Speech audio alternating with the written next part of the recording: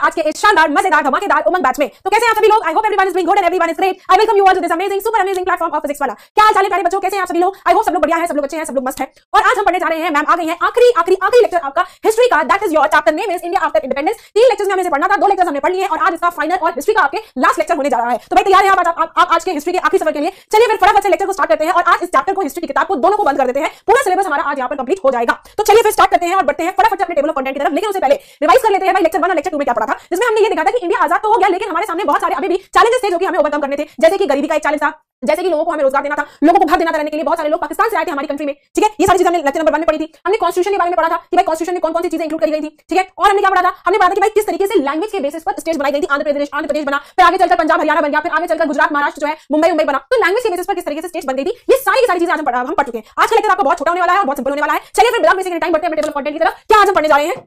आज हम पढ़ेंगे search for an independent foreign policy. अब ये देखो, ये फॉरेन पॉलिसी थी नाम, ये एक पॉलिसी थी जिसमें ये कहा गया कि जो दुनिया की बड़ी-बड़ी अलायंसेस हैं, यूएसए और यूएसएसआर, ये क्या इन दोनों की आपस में बनती रही थी, तब की बात कर रहे हैं, ठीक है। इन दोनों की आपस में बनती रही थी, ये बहुत बड़े-बड़े अलायंसेस थे, इनके बीच अक्सर लड़ाइयां हो रही थी। तो इंडिया ने डिसाइड किया कि हम दोनों में से किसी को भी ज्वाइन नहीं करेंगे, ना यूएसए को ज्वाइन करेंगे, ना यूएसएसआर को ज्वाइन करेंगे, हम अपना अलग रहेंगे। और इंडिया के इस फैसले को और बहुत सारी कंट्रीज ने सपोर्ट भी किया था। तो इस foreign policy, independent foreign policy नाम के बारे में बात करेंगे, जैसे हम बोलते हैं नॉन अलाइनमेंट, ठीक है। दूसरा पढ़ेंगे the nation 60 years on achievements and failure. ये तो तब की बात है, जब ये किताब आपकी तब की है, जब 60 साल की बात करी गई है, तो 70 साल से भी ज्यादा हो चुका है, ठीक है। तो हम बात करेंगे भाई 60 साल बाद क्या-क्या हमारे देश में अचीवमेंट्स हुए, यानी हमने क्या-क्या अचीव किया और क्या-क्या हमारे यहाँ फेलियर्स है, क्या-क्या किन चीजों में हम प्लस हो गए, किन चीजों में हम माइनस हो गए, इन सब चीजों का हम इवैल्यूएशन करेंगे। और हम पढ़ेंगे व्हाट हैपेंड इन श्रीलंका। जब ये सारी चीजें 1956 में हमारी कंट्री में चीजें चल रही थी, श्रीलंका में बहुत कुछ हलचल मची हुई थी, पाकिस्तान में भी बहुत कुछ हलचल मची हुई थी। इन दोनों कंट्रीज के बारे में एक थोड़ा सा डिटेल पढ़ेंगे कि भाई इनके में हो क्या रहा था। एज ऑफ नाउ हम अपने पहले टॉपिक से स्टार्ट करते हैं, search for an independent foreign policy, ठीक है। चलिए कुछ क्वेश्चंस थे आपको सॉल्व करने थे, आज हम इसे डिस्कस करेंगे। बढ़ते हैं search for an independent foreign policy. देखो क्या था, India achieve independence immediately. India को इंडिपेंडेंस सेकंड वर्ल्ड वॉर के बाद फौरन ही मिल गया था। सेकंड वर्ल्ड वॉर जो आपकी खत्म हुई थी वो 1944 खत्म हुई थी। लिखिए इस चीज को, बनाइए एक सर्कल, भरिए उसमें कलर और यहां पर लिखिए पॉइंट नंबर 1 कि इंडिया अचीव्ड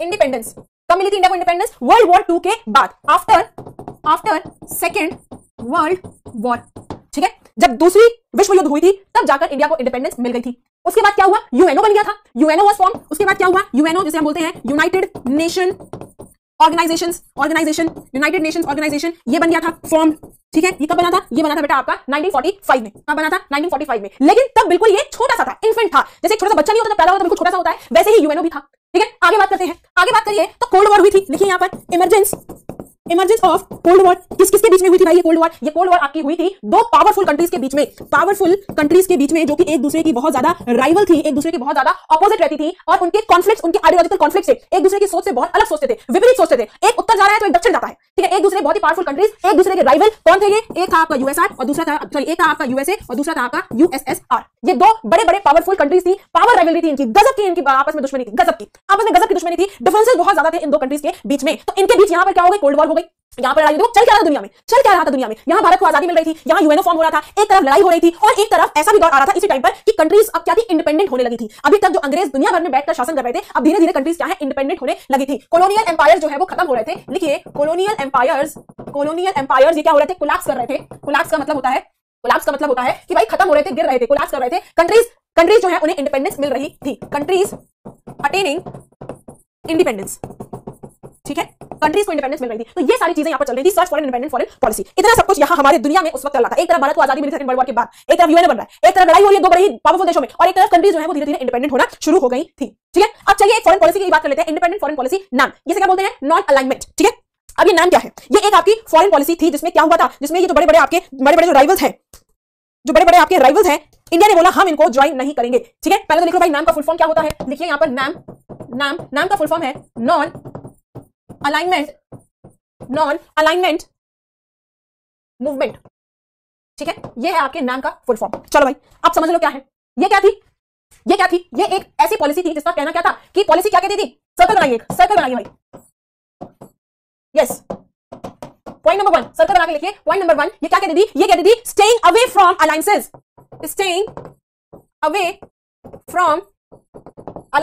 कौन सी अलायंसेस? यही USA USSR, alliances of two rivals. ये जो आपके दो बड़े अलायंसेस हैं, ये जो एक दूसरे के राइवल्स हैं, एक दूसरे के खिलाफ खड़े हैं, इनसे हम दूर रहेंगे। भारत ने कहा हम इनको ज्वाइन नहीं करेंगे। नेक्स्ट पॉइंट लिखिए not to join any of them, किसी को भी हम ज्वाइन नहीं करेंगे भाई, हम इन सब चीजों में नहीं पढ़ना चाहते हैं। दो अलायंसेस कौन कौन से हैं? टू अलायंसेस किन की बात कर रहे हैं हम यहाँ पर? 2 अलायंसेस कौन है? एक है आपका यूएसआर और सॉरी यूएसए और एक है आपका यूएसएसआर। भारत ने कहा हम किसी को भी ज्वाइन नहीं करेंगे, हम ये नाम अडॉप्ट करते हैं, हम ये नाम पॉलिसी अडॉप्ट करते हैं। ये इंडिपेंडेंट फॉरेन पॉलिसी थी। फॉरेन पॉलिसी का मतलब दूसरे देशों के साथ पॉलिसी होती है। जो भारत ने बोला हम किसी भी तरीके से ये जो 2 बड़े-बड़े राइवल्स हैं इनको हम ज्वाइन नहीं करेंगे। और भारत के इस फैसले को कई सारे देशों ने सपोर्ट किया। ठीक है, भारत के इस फैसले को कई सारे देशों ने सपोर्ट किया और 1970s के आते आते तक कई सारी कंट्रीज ने मेनी कंट्रीज ज्वाइन नाम।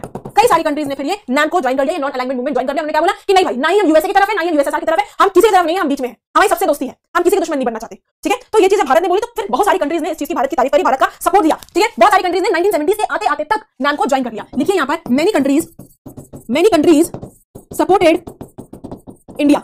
कौन कौन सी कंट्रीज थी भाई? वो कौन कौन सी कंट्रीज थी वो? जैसे कि आपकी बेटा इजिप्ट। ठीक है, इजिप्ट ने इस चीज को सपोर्ट किया। इंडोनेशिया ने किया, इंडोनेशिया, घाना, ठीक है, यूगोस्लाविया, ये सारी कंट्रीज हैं जिन्होंने इंडिया को सपोर्ट किया था इस नॉन अलाइन मूवमेंट में। तो ये है आपकी non align movement foreign policy, जिसमें भारत ने बोला कि ना ही हम यूएसए के साथ, ना ही यूएसए के साथ, भाई अपन तो अलग है, दोनों से दोस्ती हम रखेंगे, हम बीच में बेड़ा खराब नहीं करेंगे। कल को तुम लोग मिल जाओगे, हमारा बेड़ा खराब कर दोगे, तो उन्होंने बोला मैं करना ही नहीं है, मैं जाना ही है तुम्हारे साथ, हम तो बीच में। तो ऐसे बहुत सारी कंट्रीज ने नाम को ज्वाइन कर लिया कि ना ही यूएसए ना ही यूएसए, हम तो भाई बीच में, हमें सबसे दोस्ती है, हमें तुमसे फायदा, हमें तुमसे फायदा। ठीक है, तो इंडिया के इस डिसीजन को बहुत सारी कंट्रीज ने सपोर्ट किया। चलो भाई अब आगे बढ़े और अब पढ़ते हैं the nation 60 years on achievements and failure. अब चलिए भाई बात कर लेते हैं कि भाई कितना हमारे देश ने इन 60 सालों में, आपको 70 साल हो रहे हैं, कितना अचीव किया और कितना हम फेल कर गए। तो सबसे पहले तो देखो यहाँ पर अचीवमेंट्स, क्या क्या हमने अचीव किया। यस,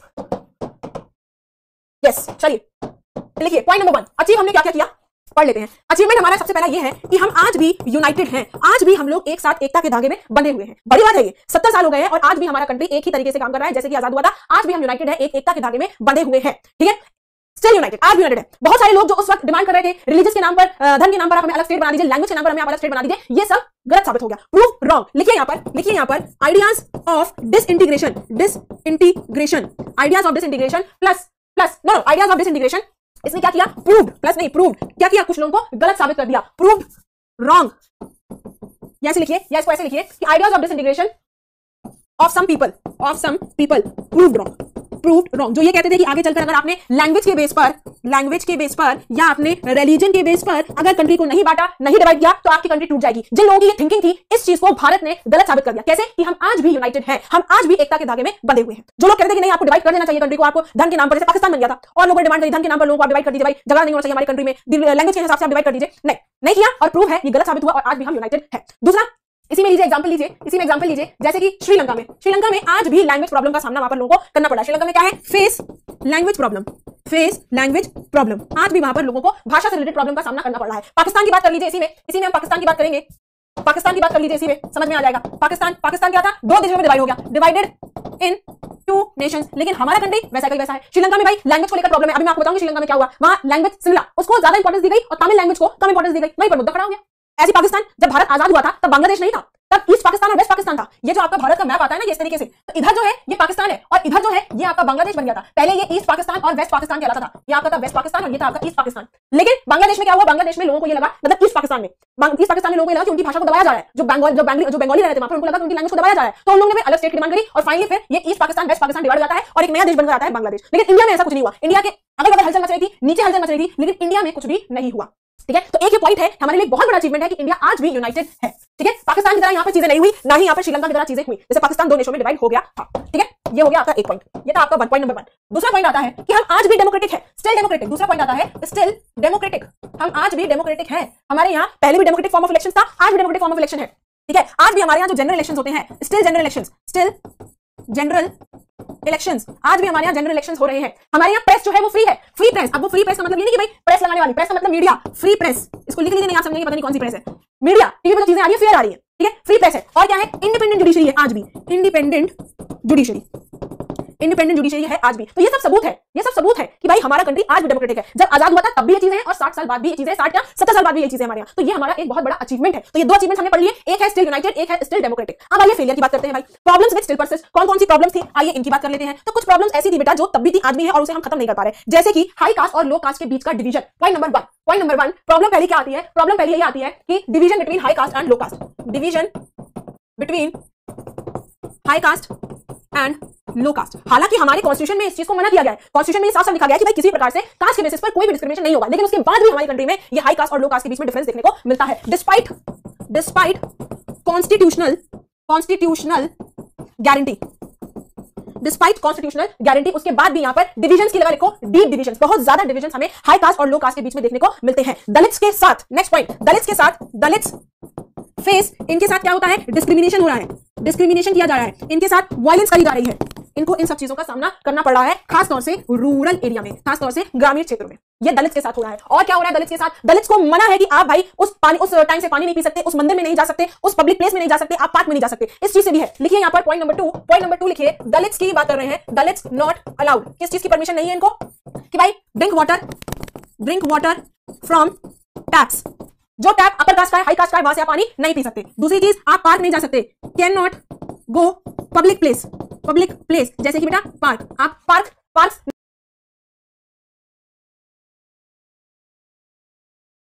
नहीं जा सकते, जैसे कि आपको नेक्स्ट पॉइंट आ गया,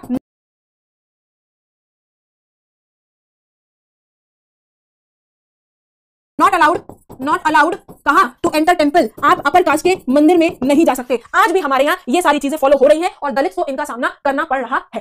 क्लियर ये पॉइंट की नहीं क्लियर है बताइए, क्योंकि ये सारी चीजें मैंने आपको पहले भी बताई थी, हिस्ट्री में जब हम लेक्चर्स पढ़ रहे थे कि भाई दलित के साथ ऐसा हुआ था, फिर बी आर अम्बेडकर जी ने मूवमेंट करी थी, रामास्वामी नायकर जी ने मूवमेंट करी थी, ठीक है। तो आज भी हमारे यहाँ ये सारी चीजें हो रही है। चलिए अब तीसरा पढ़ लेते हैं, दूसरा पॉइंट पढ़ लेते हैं। दूसरा पॉइंट ये कह रहा है कि आज भी हमारी कंट्री में धन के नाम पर क्लैशेस देखने को मिल रहे हैं। धन के नाम पर लोगों में आप देखेंगे कि मनमुटाव होता है, लोग धन के नाम पर आज भी लड़ाई झगड़ा करते हैं। तो clash between different religious group, next point आता है, clash between different religious groups, धन के अलग अलग लोगों के बीच में, धन के अलग अलग ग्रुप्स, धार्मिक ग्रुप्स के बीच में आज भी हमें क्लैशेस देखने को मिलता है। हालांकि हमारी कॉन्स्टिट्यूशन कहता है कि हमारा सेक्युलर कंट्री होगा, लेकिन उसके बाद भी हमें अपनी कंट्री में धन के नाम पर चीजें लोग बटे हुए दिखाई देती है। डिस्पाइट दी सेक्युलर आइडिया, डिस्पाइट दी सेक्युलर आइडियल्स, डिस्पाइट दी सेक्युलर आइडियल्स, हमारे कॉन्स्टिट्यूशन में, जो कि कॉन्स्टिट्यूशन में लिखा गया है, रिटन इन कॉन्स्टिट्यूशन, हमारे संविधान में साफ साफ लिखा गया है कि सारे धन बराबर है, हमारे यहाँ सेक्युलरिज्म फॉलो किया जाएगा, लेकिन उसके बाद भी हमें अपनी कंट्रीज में लोगों के बीच में धन के नाम पर क्लैश देखने को मिलता है। और कौन कौन सी प्रॉब्लम्स है, लिखिए यहाँ पर प्रॉब्लम्स, या लिखिए फेलियर्स, और कौन कौन से फेलियर्स है, आइए लिखिए, अमीर और गरीब, gap between rich and poor, अमीर और गरीब के बीच का फासला अभी और ज्यादा बढ़ गया है, इंक्रीज्ड बढ़ गया है। कैसे बढ़ गया है कि भाई जो अमीर व्यक्ति है वो चला जाता है रेस्टोरेंट में खाना खाने, वो चला जाता है बाहर घूमने, छुट्टी एंजॉय करने, बड़े बड़े उनके घर हैं, लिख लीजिए, जैसे कि लार्ज हाउस, बड़े बड़े घर हैं। और क्या हो सकता है, एंजॉय हॉलीडे, छुट्टियों पे चले गए हॉलीडे। और क्या हो सकता है, डाइन इन रेस्टोरेंट्स, लेकिन गरीब व्यक्ति बेचारा कहां से करेगा, कर ही नहीं पाते। और क्या हो सकता है, बच्चे जा रहे हैं स्कूल, अमीर लोगों के चिल्ड्रन गोइंग टू स्कूल, बच्चे जो है वो स्कूल जा रहे हैं, लेकिन गरीब व्यक्ति कहां से अफोर्ड कर पाएगा। तो ये अमीर और गरीब के बीच का जो फासला है ये आज भी बना हुआ है। ऑन दी अदर हैंड बात करें, ऑन दी अदर हैंड क्या हमें देखने को मिल रहा है कि बहुत सारे लोग ऐसे हैं जो बीपीएल में रह रहे हैं, पीपल लिव अंडर बीपीएल। अभी मैम बीपीएल क्या है, बीपीएल होता है आपका बिलो पॉवर्टी लाइन, और खासतौर से कौन होते हैं, अर्बन एरिया के स्लम्स में रहने वाले लोग, रिमोट एरिया में, विलेजेस में रहने वाले लोग, ठीक है, रिमोट एरियाज में आपका आ गया विलेज एक्सेट्रा, और बहुत सारे लोग हैं। तो ये भी एक प्रॉब्लम है, अमीर और गरीब के बीच का फासला हमको देखने को मिल रहा है, ठीक है। नेक्स्ट पॉइंट आता है कि भाई कोई इक्वालिटी नहीं है रियल सेंस में, लिखिए in real sense no equality before law, कानून की नजर में इक्वालिटी नहीं है, नो इक्वालिटी बिफोर लॉ। लिखने में तो बड़ा अच्छा लग रहा है कि सब लोग कानून की नजर बराबर है, लेकिन एक्चुअली में ये प्रैक्टिस नहीं किया जा रहा है, एक्चुअली में ये सारी चीजें नहीं हो रही हैं, यही तो हमारे फेलियर्स हैं। तो भाई एक आ गया आपका डिवीजन, दूसरा आ गया clash between rich different region, तीसरा आ गया अमीर गरीब का फासला, और चौथा आ गया आपका नो इक्वालिटी बिफोर लॉ। ये 4 पॉइंट है जो कि हमारे फेलियर्स के हैं। और भाई अचीवमेंट तो है कि आज भी हम डेमोक्रेटिक है और हम आज भी यूनाइटेड हैं। तो ये था आपके पूरे के पूरे इंडिया के बारे में, ये हमने सब कुछ इंडिया के बारे में पढ़ लिया। अब आइए बात करते हैं श्रीलंका के बारे में, इनकी कहानी अलग ही चल रही है। चलिए सर्किल बनाइए, इसमें से खूबसूरत सा रंग भरिए और लिखिए पॉइंट नंबर 1। श्रीलंका में क्या था, जब हमारे इंडिया में 1956 में स्टेट की बाउंड्रीज रीऑर्गेनाइज हो रही थी, ठीक है। 1956 में जब इंडिया में जब इंडियन स्टेट्स रीऑर्गेनाइज हो रही थी, 1956 इंडियन स्टेट्स रीऑर्गेनाइज हो रही थी, तब भाई श्रीलंका में बड़ी ही हलचल मच रही थी, ठीक है। ये तो स्टेट्स रीऑर्गेनाइज हुई थी, किस बेसिस पर हुई थी, लिंग्विस्टिक बेसिस पर, लिख लीजिए नहीं भूल जाएंगे, लिंग्विस्टिक बेसिस पर।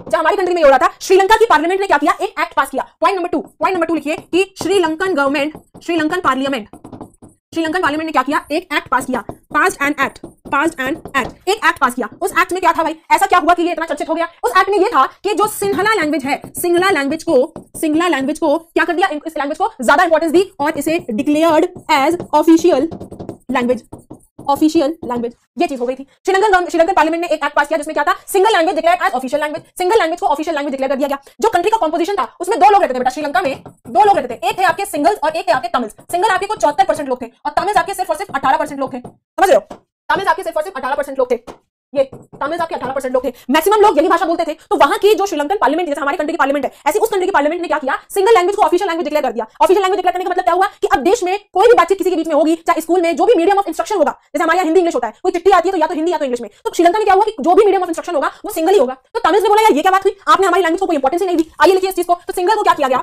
सिंगला को क्या किया गया, हिंदी में सिंगल बोलते हैं, सिंगल लैंग्वेज बना दी, सिंगल लैंग्वेज बना दी medium of instruction, medium of instructions, medium of instruction बना दिया। कहां में, स्कूल्स में और कहां पर, गवर्नमेंट ऑफिस में और कहां पर, एग्जामिनेशन में, अब देख लो एग्जामिनेशन में, और कहां पर कॉलेज में, कोर्ट में भी, स्कूल कॉलेजेस आ गया, कोर्ट में भी एक्सेट्रा। मतलब हर जगह अब सिंगल लैंग्वेज का ही इस्तेमाल किया जाएगा, उसको एज एन ऑफिशियल लैंग्वेज बना दिया। अब तमिल इससे बहुत नाराज हो गए, तमिल से बोला हमारे नाराज है, तमिल्स ऑपोज्ड दिस एक्ट। तमिल ने बोला कि हम आपका ये एक्ट नहीं मानते भाई, बहुत उन्होंने अपोज किया। और साथ में क्या किया,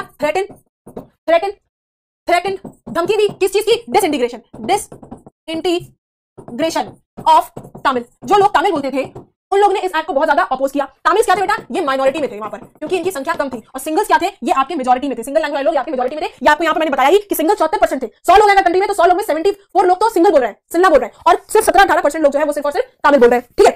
सिंगल तमिल्स क्या थे, आपके बेटा माइनॉरिटी में थे। तमिल्स ने क्या किया, इस एक्ट को बहुत ज्यादा अपोज किया, और उन्होंने ये भी बोला कि अगर आप ये एक्ट वापस नहीं लेंगे तो हम कंट्री आपको छोड़ देंगे, हम अपनी एक अलग स्टेट बनाएंगे। धमकी दी, डिसइंटीग्रेशन ऑफ तमिल, डिसइंटीग्रेशन की धमकी दी, disintegration of Sri Lanka, not Tamil, disintegration of Sri Lanka, कि भाई हम अलग देश हो जाएंगे, अलग देश बन जाएंगे। लेकिन सरकार को समझ ही नहीं आया, क्या होता है यहाँ पर, सरकार इनको कोई इंपॉर्टेंस नहीं देती है, तो फाइनली हो जाती है यहाँ पर सिविल वॉर, जिसे हम कहते हैं गृह युद्ध, ठीक है। जब विद इन द कंट्री, जब दो कम्युनिटीज, दो ग्रुप्स के बीच में लड़ाई होती है तो उसे हम बोलते हैं सिविल वॉर। और ये सिविल वॉर हुई क्यों, क्योंकि जबरदस्ती पार्लियामेंट ने सिंगल लैंग्वेज को इंपॉर्टेंस दी, तमिल्स को इंपॉर्टेंस नहीं दी, और तमिल्स के ऊपर भी ये सिंगल लैंग्वेज थोपने की कोशिश करी, तो इसलिए ये लड़ाई वहां पर हो जाती है। तो ये सारी चीजें श्रीलंका में हो गई थी। लिखिए यहाँ पर point number 1, point number 2, point number 3, point number 4, point number 5, point number 6, ठीक है। समझ में कोई दिक्कत नहीं। ये तो बात हो गई श्रीलंका की। आइए जरा पाकिस्तान की हालत देखते हैं क्या है। पाकिस्तान में कुछ इस तरह की चीजें हुई थी। पाकिस्तान, चलिए ओके, बनाइए एक सर्कल, भरिए इसमें से खूबसूरत सा रंग और लिखिए पॉइंट नंबर 1। पाकिस्तान में मोरलेस कुछ इस तरह की चीजें हुई थी। पाकिस्तान में क्या हुआ था, पाकिस्तान पहले दो तरीके से था। पाकिस्तान एक था आपका वेस्ट पाकिस्तान और एक था आपका ईस्ट पाकिस्तान, ठीक है। मैंने अभी आपको बताया कि वेस्ट था और ईस्ट था, ठीक है। अब देखो पाकिस्तान में क्या हुआ। पाकिस्तान में क्या हुआ, जब जो आपके ईस्ट पाकिस्तान में लोग रहते थे, जब वहां के बंगाली स्पीकर्स को ये लगा, Bengali speakers of east Pakistan, जो आज के टाइम पर बांग्लादेश है बेटा, आज के टाइम पर ये बांग्लादेश है, ठीक है। तो जो बंगाली स्पीकर है ईस्ट पाकिस्तान के, इनको क्या लगा कि इनकी लैंग्वेज को दबाया जा रहा है, सप्रेस किया जा रहा है। इनको क्या लगा, लैंग्वेज इज बीइंग सप्रेस्ड। इनको लगा इनकी भाषा जो है वो दबाई जा रही है, इनकी भाषा जो है इनको दबाई जा रही है। कैसे कि भाई उर्दू का इस्तेमाल करने को बोला जा रहा था, उर्दू लैंग्वेज इंपोज करी जा रही थी, उर्दू लैंग्वेज इंपोज। जैसे कि श्रीलंका पर सिंगल लैंग्वेज इंपोज करी गई, उसी तरीके से पाकिस्तान में उर्दू लैंग्वेज इंपोज करी गई, और फाइनली यहां पर पाकिस्तान डिवाइड हो जाता है। फिर Pakistan got divided, Pakistan divide हो जाता है, जो पहले वेस्ट पाकिस्तान ईस्ट पाकिस्तान अभी डिवाइड हो जाता है, और एक न्यू नेशन बांग्लादेश बॉर्न हो जाता है। न्यू नेशन बांग्लादेश बन जाता है। तो ये चीज आपके पाकिस्तान में हुई थी। अब आगे जरा अपने देश की बात कर लेते हैं भाई, बहुत हमने दूसरों के देशों की बात कर ली। आइए जरा अपना भारत महान इंडिया की बात करते हैं। तो इंडिया में बेटा ऐसा कुछ नहीं हुआ था, है ना। इंडिया में हमारे ऐसा कुछ नहीं हुआ था, इंडिया, ठीक है। इंडिया में हमारे यहाँ ऐसा कुछ नहीं देखने को मिला था। ऊपर वाले की कृपा थी कि ये सारी चीजें हमें देखने को मिल गई, नहीं मिली। इंडिया क्या था, बाय कॉन्ट्रास्ट, या छोड़ो इस चीज को, मैनेज टू सर्वाइव। इंडिया किसी ना किसी तरीके से बच गया, नहीं टूट पाया।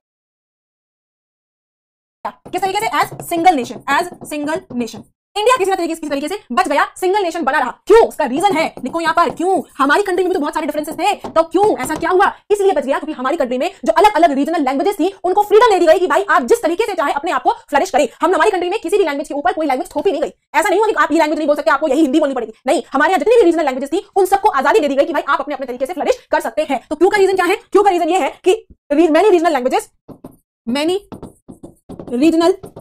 लैंग्वेजेस भाई अलग अलग, बिहार बोलने वाले को बिहारी की आजादी, बंगाली बोलने वाले को बंगाली की आजादी, मराठी बोलने वाले को मराठी की आजादी, तमिल बोलने वाले को तमिल की आजादी, कन्नड़ बोलने वाले को कन्नड़ की आजादी, गुजराती बोलने वाले को गुजराती की आजादी, बंगाली बोलने वाले को बंगाली की आजादी, पंजाबी बोलने वाले को पंजाबी की आजादी। ठीक है, तो बहुत सारी रीजनल लैंग्वेजेस को क्या दे दी गई थी? Freedom to flourish. इनको many regional languages given freedom to flourish. Pakistan या श्रीलंका वाली हरकत हमारी कंट्री में नहीं हुई, सबको आजादी दे दी गई। अगर हमारी कंट्री में ये होता, हिंदी को अपोज करा जाता, लिखिए इस पॉइंट को, मान लीजिए कि हमारी कंट्री में इफ हिंदी